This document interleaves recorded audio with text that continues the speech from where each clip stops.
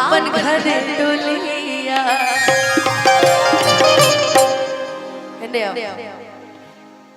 एगो मेहरारू अपना पति के बखान करता है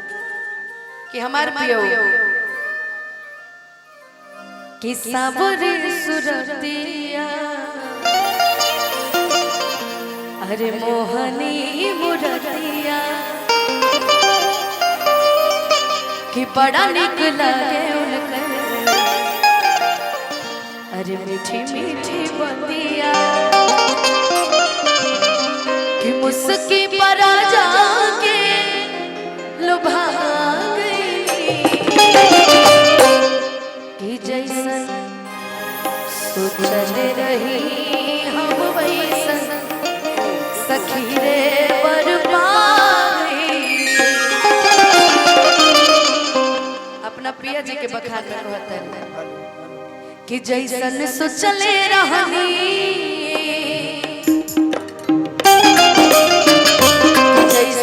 चले रहनी वैसन पिया सावर न गोर मारे हो थोड़े चढ़ल पातल मोट तोड़े तोड़े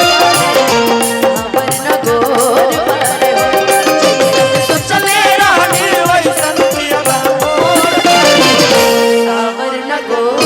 मारे हो थोड़े चढ़ल पातल मोट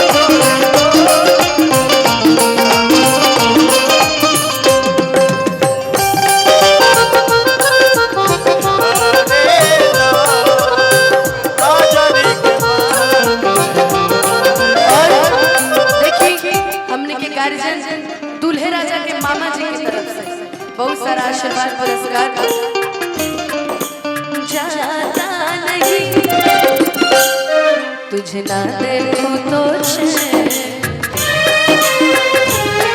तुझे ना देखूं तो कोई मुझे भाता नहीं कहीं मुझे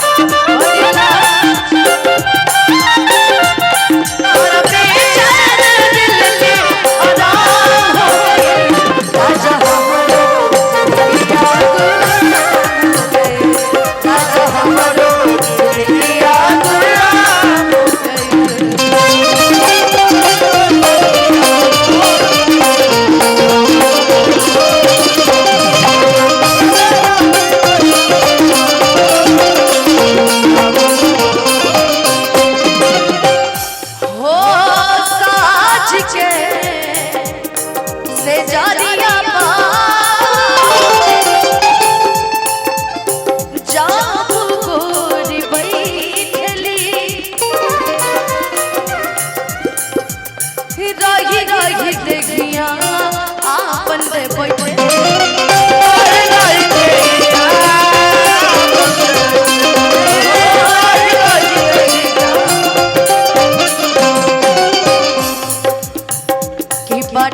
जुलुम जवानी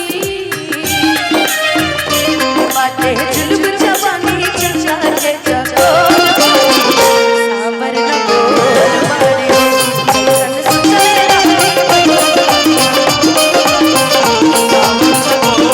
थोड़े छर हर पातर मोट थोड़े गोर सांबर न गोर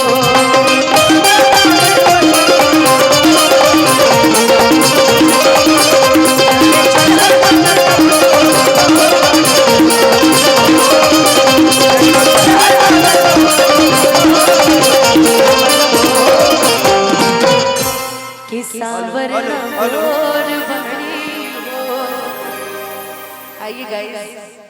कुछ नहीं की तारत लगाई दन हो मती की बाती जलाई दन हो नहीं की तारत लगाई दन हो मती की बाती जलाई दन हो रखिले चक चक जरिला भगवान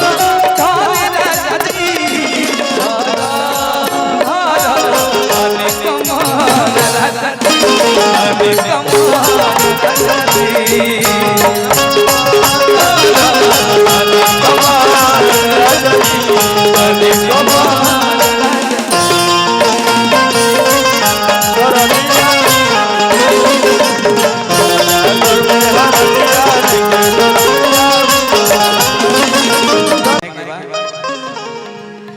कि धारा हरे धारा ताने कमार राजा जी ताने कमार राजा जी